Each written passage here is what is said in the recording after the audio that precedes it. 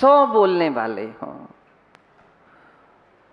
100 बार बोलने वाले हों, तो भी वो बोली हुई बात ज्यादा महत्व की नहीं है। वो बाद में बोला जा सकता, शायद ऐसा नहीं ऐसा बोला हुआ होगा, ऐसा नहीं ऐसा बोला हुआ होगा, अथवा मुझे ऐसा ही याद था, या अथवा मैंने ऐसा नहीं बोला था। विस्मृतियां बहुत कुछ हो सकती हैं, बोलने में भ्रम हो सकता है और शब्द स्खलन हो सकते हैं। लिखने में कुछ नहीं होता है, लिखना तो सोच समझ करके लिखा जाता है, और लिखने के बाद एक बार नहीं अनेकों बार पढ़ा जाता है। कुछ लोग बोलते हैं कि एक बार के लिखने से ही कोई ग्रंथ लिख जाता है। नहीं, एक बार के लिखने से नहीं लिखा जाता है। जैसे आप अपना घर का निर्माण कराते हैं, मकान बनवाते हैं, तो पहले क्या करते हैं? एक नक्शा बनाते हैं, फिर मटेरियल एकत्रित करते हैं। अब यहाँ से गृह निर्माण होता है, तो सबसे पहले स्ट्रक्चर, स्ट्रक्चर कहते हैं, स्ट्रक्चर, तो स्ट्रक्चर केवल उसके पिलर, बीम, छत, बस इतना ही काम किया जाता है। फर्स्ट स्टेप है, प्रथम चरण है।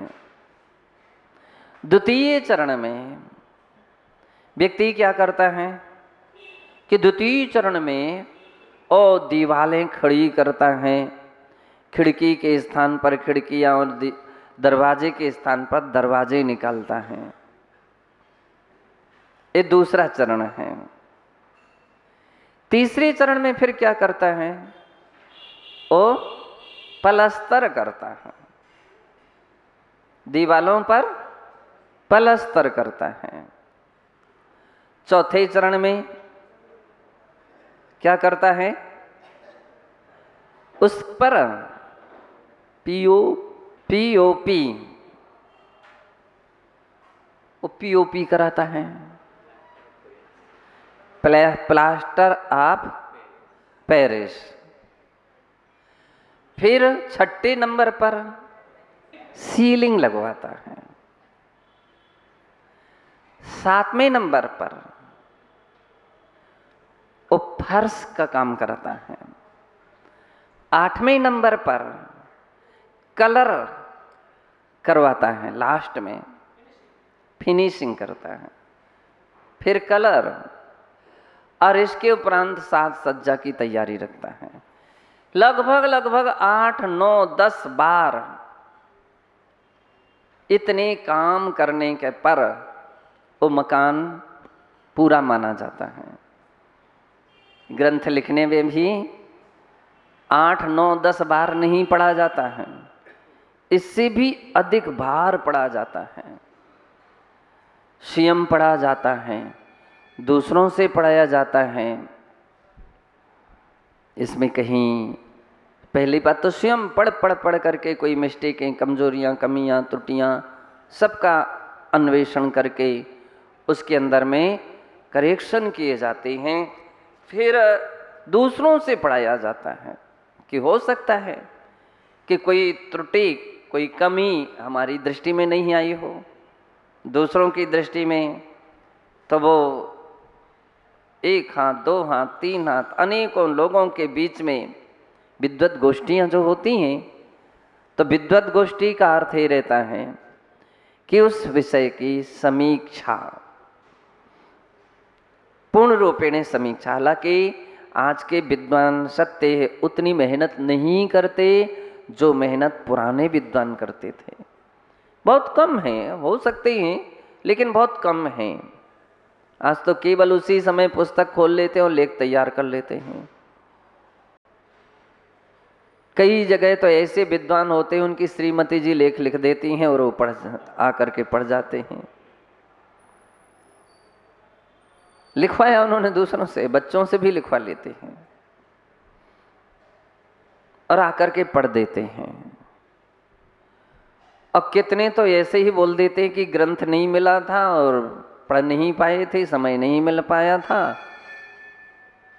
लेकिन एक ग्रंथ ऐसा है, जब तुमने देखा गया ना, जब तुमने पढ़ा नहीं, देखा नहीं, तो फिर लेकिन ऐसा है तुम कैसे कह रहे हो? और जो कह रहे हो झूठ कह रहे हो, गलत कह रहे हो। हालांकि ऐसी बातें उनको चुभ सकती हैं, बड़ी तीखी लगती है। अब आज तो अभी यहाँ तो कोई विद्वान है नहीं, इसलिए अपन सब कहते चलो। लेकिन इसका मतलब यह भी नहीं कि अपन किसी की बुराई कर रहे हैं। सत्य जो परिस्थितियां हैं वो ऐसी हैं। पुराने विद्वान एक एक बारीकी से देखते थे और उसमें काफी समय लगता था उनको। तब कहीं साल 6 महीने पहले से गोष्ठी निश्चित की जाती थी और इतने समय तक वे उस ग्रंथ को आडोलन करते थे और उस विषय में संशोधन करते थे। तब कहीं जब चारों तरफ से वो कृति शुद्ध हो जाती है तो प्रकाशित होती हैं और फिर सबके हाथ में आती हैं, तब कहीं सबके हाथ में आती। मैंने बहुत कुछ विद्वानों को देखा, बड़े बड़े विद्वानों ने समीक्षाएं तो लिखी ग्रंथ की, लेकिन वे यह भूल ही गए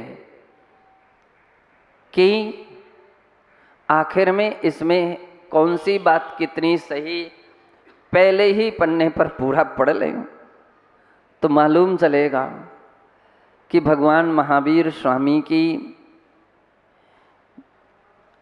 दिव्य ध्वनि पूर्णिमा के दिन खिली कि वो एकम के दिन खिली। चूंकि बोलने वाले थे तो बोल दिया। अब ये जिम्मेदारी शोध संशोधन करने वाले की है। लिखने वाले ने हो सकता है कि पूर्णिमा का एकम और एकम को पूर्णिमा कर दें, 65 को 66 और 66 को 65 कर दें। बंधु, हमको तब आश्चर्य होता है कि विद्वान प्रस्तावना भी लिख देते हैं, समीक्षा भी पूरी अच्छी तरह से कर लेते हैं और विषय उनके ऐसे के ऐसे ही रह जाते हैं। तब मुझे लगता है कि भाई क्या आप पढ़ते हो, क्या लिखते हो। कहने का अर्थ ये है कि एक आचार्य कितनी मेहनत परिश्रम करते हैं और उचित विद्वानों के लिए इसलिए वो सारी साहित्य दिखाया जाता। बतलाते सलाह उनसे लेना चाहिए जो उचित सलाह दे, तो सलाह लेना सार्थक और सफल है। और जो आकर के केवल प्रस्तुति दें, केवल प्रस्तुति दे देते हैं, तब फिर मुझे लगता है कि उनको बैठालने से कोई फायदा नहीं है। प्रस्तुति उपस्थिति तो हर व्यक्ति दे देता है, उपस्थिति मात्र महत्वपूर्ण नहीं है। क्यों? उस मौके पर जो आपको बुलाया गया है उपस्थिति की दृष्टि से नहीं, किंतु उस विषय में परामर्श की दृष्टि से बुलाया गया। ध्यान रखिए, जब भी कोई मीटिंग होती है, जब भी कोई मंत्रणा होते हैं, तो मंत्रणा दूरदृष्टाओं को बैठाला जाता है उसमें कि जिस विषय में सामने वाला नहीं समझ पा रहा है, नहीं सोच पा रहा है या गलत सोच रहा है, तो उस विषय में निर्णय देना, सही कह रहा है तो समर्थन देना। मौन बैठने के लिए नहीं बुलाया जाता है। कभी कभी बहुत कुछ लोगों की इच्छा तो रहती है, मुझे भी बुलाया जाए, मुझे भी बैठाला जाए, मुझे भी कुछ पूछा जाए। सत्य है, आपको भी सब बुला सकते, पूछ सकते, बैठाल सकते हैं, लेकिन उसकी लायक योग्यताएं भी बनाना चाहिए। ऐसी योग्यताएं भी बनाना चाहिए जो अपने लिए उस परिस्थिति की समय में महत्वपूर्ण हो। तो बंधुओं, कहने का अर्थ है कि ऐसे ग्रंथ मजे हुए होते हैं, मजे हुए ग्रंथ होते हैं, उसमें से सारी त्रुटियां छानबीन ली जाती हैं, और यदि त्रुटियां रह गईं तो फिर लगने लगता है कि आपने क्या किया। पढ़ करके, देख करके, एक सभा में उपस्थित हो करके, और बहुत कुछ लोग तो ऐसे कलर बदल लेते हैं, अरे वो हमसे अब ऐसे दे दिया, कह दिया, सो हमने लिख दिया और ये हो गया। वो सारा का सारा अपनी सफाई प्रस्तुति दे देते हैं। नहीं, सत्य है, परिपूर्ण परिश्रम करना चाहिए, परिपूर्ण मेहनत करना चाहिए। यदि सामने वाले ने आपको उचित समझा है, एक बहुत बड़ा विश्वसनीय समझा है, तो उसको खोजो, समझो, मेहनत करो और उस कार्य के, उस ग्रंथ को निर्दोष बनाने में सहयोग कर दो। क्यों? ग्रंथ एक शास्त्र कहा जाता है।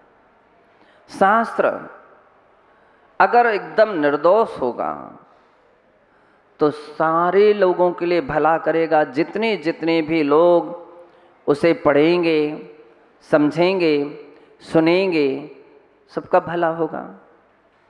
और यदि उसमें कहीं त्रुटि रह गई, कहीं गलत प्रतिपादन हो गया, तो दूसरे भी सभी लोग गलत ही श्रद्धा कर लेंगे, और गलत श्रद्धा करने वाले सम्यक दर्शन से चलायमान हो जाएंगे, अथवा फिर भी उंगली उठाएंगे कि देखो ऐसा लिखा, ऐसा लिखा, ऐसा कहा। अब उसके लिए कोई कुछ भी नहीं बोल सकता है, कोई कुछ भी नहीं कह सकेगा। क्यों बंधो? ये सारी की सारी बातें पहले महत्वपूर्ण होती हैं। हमारे आचार्य महाराज इन सारे रहस्यों को समझते हैं, और समझते हैं इसलिए वे विद्वान कहे जाते हैं, वे ज्ञानी कहलाते हैं। वे क्या समझते हैं कि लिखते समय तो मैंने लिखा, देखो भैया लिखा क्या जाएगा, जिसका जो क्षयोपम होगा, जितना होगा उतना ही तो लिखा जाएगा। जो स्वाध्याय किया होगा, जो ग्रंथ पढ़े होंगे, उसी के विषय में ही तो वो कुछ लिख सकता है। लेकिन विद्या थोड़ी नहीं होती। कहा गया कि अनंतश्च शास्त्रम बहुलाच विद्या, अनंतश्च शास्त्रम बहुलाच विद्या, अल्पस्य आयु बहु विघ्नकारी। और आयु कितनी है? थोड़ी सी है, और उसमें भी बहुत सारे आते हैं संकट हजार।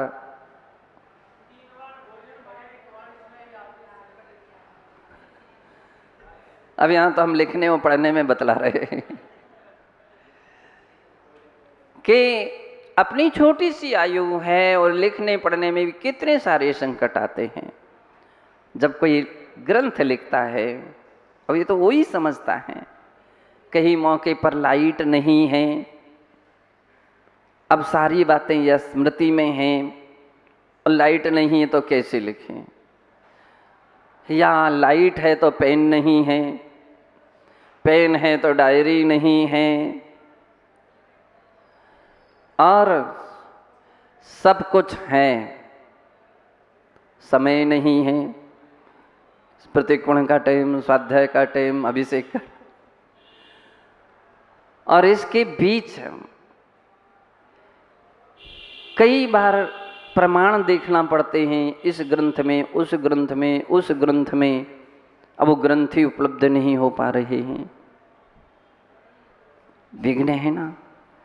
कभी जैसे तैसे सब कुछ मिल गया, लिखने के लिए बैठे कि दूसरे व्यक्ति आगे, महाराज हमारा चौका लग रहा है। 4 दिन हो गए, 6 दिन हो गए, महाराज उसमें गए और जैसे उनको देखा, उनकी बातों से सुना और भूल गए कि हम क्या लिखना चाहते थे, क्या लिख रहे थे। छद्मस्त हैं। और ऐसी परिस्थिति बसात